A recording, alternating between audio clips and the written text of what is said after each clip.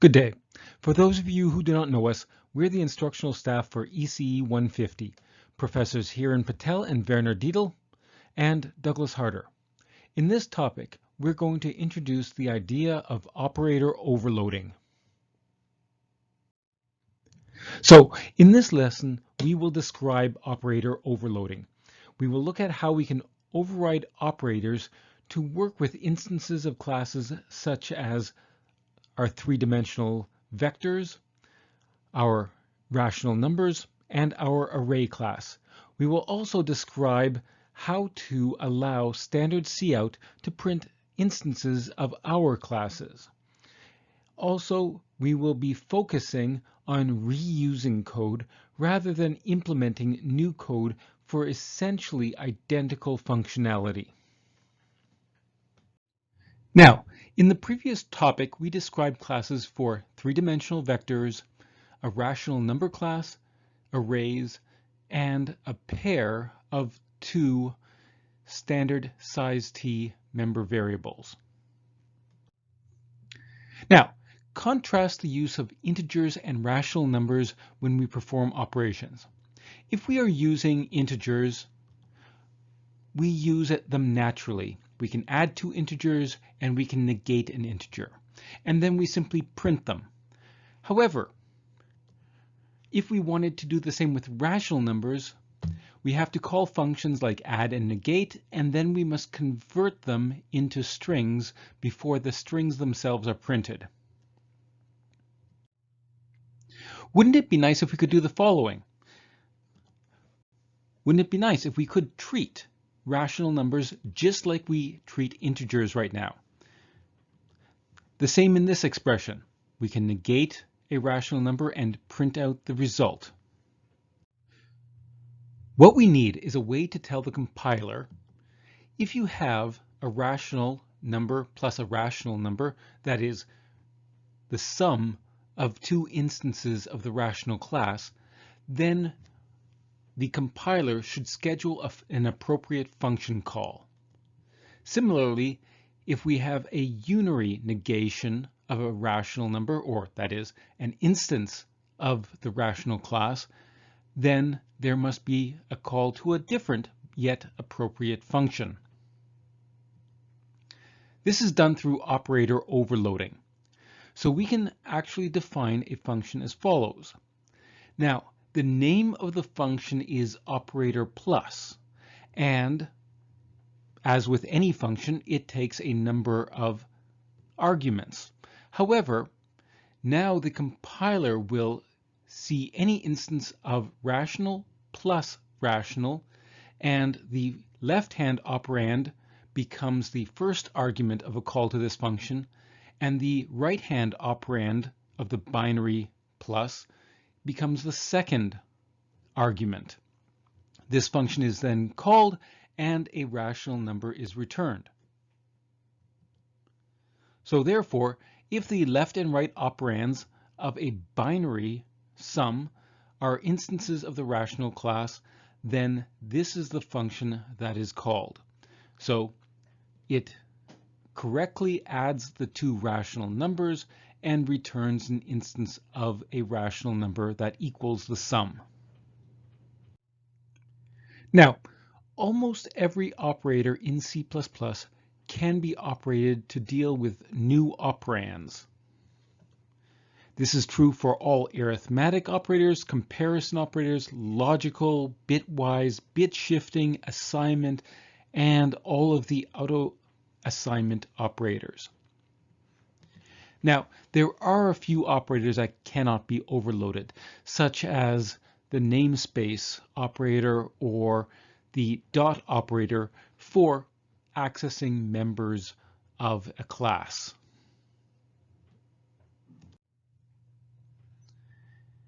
Now, thus, let us look at our previous implementation of vectors and ask what could we implement using operator overloading? Well, first of all, of course, we can overload the sum operator to calculate the sum of two vectors. We'd also like to multiply a vector by a scalar but we'd also be able to multiply that vector by a scalar both on the left and on the right. We'd also like to be able to compare if two vectors are equal. Now, one important thing, the compiler knows nothing about arithmetic properties such as commutativity or symmetry.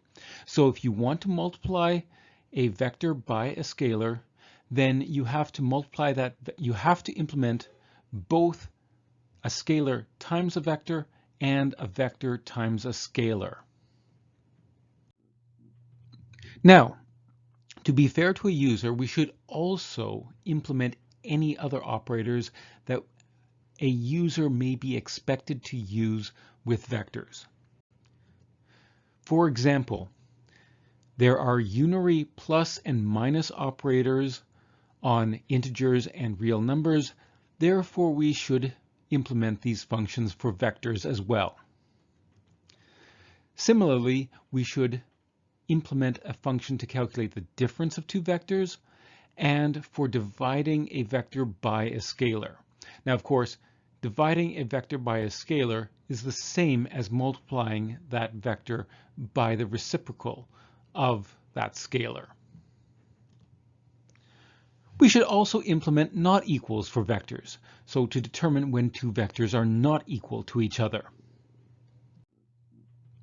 Now, to be fair to a user, we should also implement any other operators that a user may be expected to use with vectors. For example, there are unary plus and minus operators on integers and real numbers. Therefore, we should implement these functions for vectors as well. Similarly, we should implement a function to calculate the difference of two vectors and for dividing a vector by a scalar. Now, of course, dividing a vector by a scalar is the same as multiplying that vector by the reciprocal of that scalar. We should also implement not equals for vectors, so to determine when two vectors are not equal to each other. Now, when implementing multiple different functions, one rule we should focus on is the idea of reuse. If you can implement one operator in terms of operators that have already been written, do so. The same with functions. If you can implement a function in terms of other functions you've already written, do so. For example, here we have the unary negation operator. It returns the negative of a vector. We've already previously seen the operator plus for two vectors. Now, when we implement the binary subtraction operator, we can simply tell the compiler, hey, if you see u minus v, just call the function plus with the first argument being u and the second argument being whatever is returned by the negation of v. Similarly, here is an implementation of the function equals for two vectors. We check that each of the components of the vector are equal. Now for the implementation of the not equals function, well, let's just check if u equals v and return the negation of that. Now, what to overload? Now, what not to overload? Should we be able to divide a scalar by a vector? This is a function that would probably return a vector where each of the entries is the scalar divided by that vector entry. Now, this may confuse some users, so you may or may not wish to implement such an operator overloading. Now, what happens if we take the product of two vectors? Should this be, for example, the first one, which is an inner product, which returns a double, or should it be the cross product of the two three-dimensional vectors? This may lead to user confusion, and you cannot implement both because you cannot have two overloaded operators that only differ in the return type. So for clarity, this author would actually just leave both the inner product and the cross product as named functions such as inner and cross. Another thing that you may consider doing is what happens if you add a scalar to a vector? Should this add, for example, 2.5 to each entry of the vector? If you would want to implement this function, you would have to overload the operator plus, where the first argument is a vector and the second argument is a scalar, and you should also implement when the first argument is a scalar and the second argument is a vector. Now, something else you can do is you can override all of the automatic assignment operators. And it's actually quite straightforward to do so. Now, in implementing each of the automatic assignment operators, we can just reuse code that we've already authored. Here we see that U is passed by reference, as it is going to be changed. V, on the other hand, should not be changed if its values are simply being added to U. So it's passed by constant reference. And then we have already implemented the binary vector addition operator. So we will just calculate U plus V and assign whatever that returns to U. We will then return U. Now, one critical point, the automatic assignment operators must return the left-hand operand by reference. And this is so that the automatic assignment operators work like all other automatic assignment operators in C++.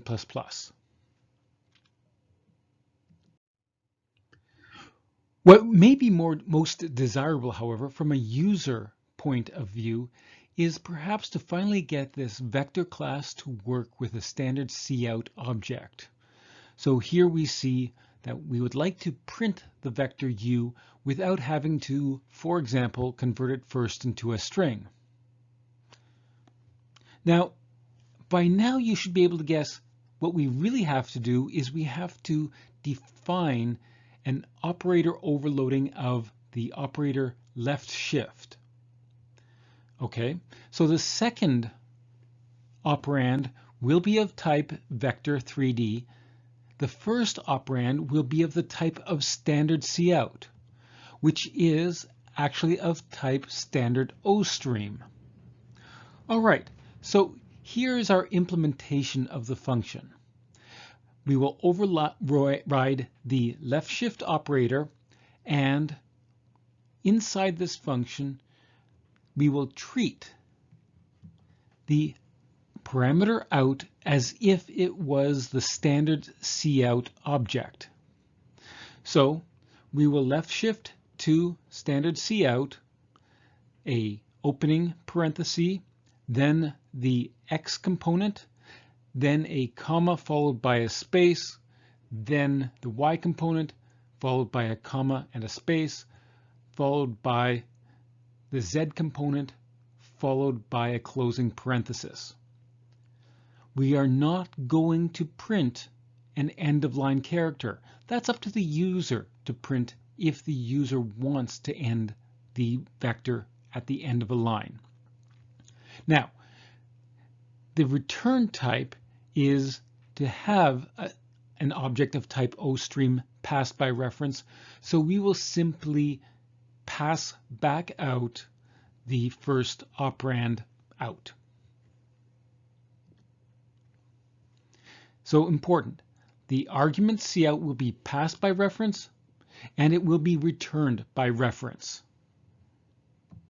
Next, let's look at overriding operators for a rational number class. There are many more operations that can be performed on rational numbers than there can on three-dimensional vectors. And this is going to include all arithmetic operations, but also all comparison operations. Now, we've already seen how to implement the arithmetic operations for vectors, and you can anticipate that this will be very similar for the rational numbers as well, only now we will be implementing more of them, and we would be implementing operators where one operand is a rational number, whereas the other is perhaps an integer. But anyway, right now, comparing two rational numbers, same as before, numerator of the first times the denominator of the other equaling the numerator of the other times the denominator of the first. If those are equal, then the rational numbers are equal. As with the three-dimensional vector class, we can implement not equals by simply seeing if the two rational numbers are equal and negating that result. Here we have an implementation of a rational number compared to see if it is less than another rational number. So once again, we need to check the denominators, see if they're positive or negative, and then we return the appropriate result. Having done this, if we want to now implement less than or equal to, we will simply ask, is P less than Q or is P equal to Q? Similarly, we can implement a greater than comparison by just asking, is it not less than or equal to Q? And finally, we can ask if P is greater than or equal to Q by checking if it is not less than Q. Now, as for printing a rational number, one thing we'd like to ensure is that we see something printed such as 3/5 or -2/5. We don't really want to see a negative number in the denominator. So we shouldn't see -3/-5 or 2/5. So here's one such implementation. So if the denominator is negative, we will print out both the numerator and the denominator negated. Now the denominator is positive. Otherwise, we will simply print out the numerator, a slash symbol, and then the denominator. Now, here's another question. Should we print rational numbers as integers if they are integers without the denominator? So, for example, instead of printing out 3 divided by 3, should we print out 1? Instead of printing out -5 divided by 1, should we just print out -5? These all seem reasonable, and these could be implemented in the left shift operator. Now, as for the array class, about the only thing we can do right now is to print it using cout. Now, we're going to print the array as if it is now going to be the initialization of an array. So we will basically print the array with comma-separated entries surrounded by braces. Now, if the member variable array is null pointer or the capacity is 0, then we will simply print out an opening brace followed by a closing brace. Otherwise, there must be at least one entry in the array, so we will print the opening brace followed by the first entry. We will then go from the second entry of the array up until the last entry of the array, always printing out a comma followed by the next value. We conclude by printing the closing brace. Now, the reason for doing this is to ensure that if there are n objects printed, commas are only printed between those n objects, and so there isn't an extra dangling comma at the end of the line. Now, in either case, we will return the out object which would normally be the cout object that would have been passed as the first argument. Now, for the pair class, you may consider overloading the operator equals or the not equals operator, but we'll leave that up to you if you so wish. For right now, we're not going to do anything else with the pair class. Now, in your linear algebra and calculus courses, you have already been exposed to complex numbers. How would you implement a complex number class? What operators would you implement? What additional functions would be required to make it possible for a user to benefit from your complex number class? So, following this lesson, you now have seen numerous examples of operator overloading. You understand that operator overloading can, in some circumstances, make programming much more intuitive, especially when you're dealing with mathematical objects or functionality. Specifically, however, you also now understand how to extend the printing capabilities of standard cout so that you can now print objects from classes that you yourself have authored. Here are the references, the colophon, and a disclaimer. Cheers!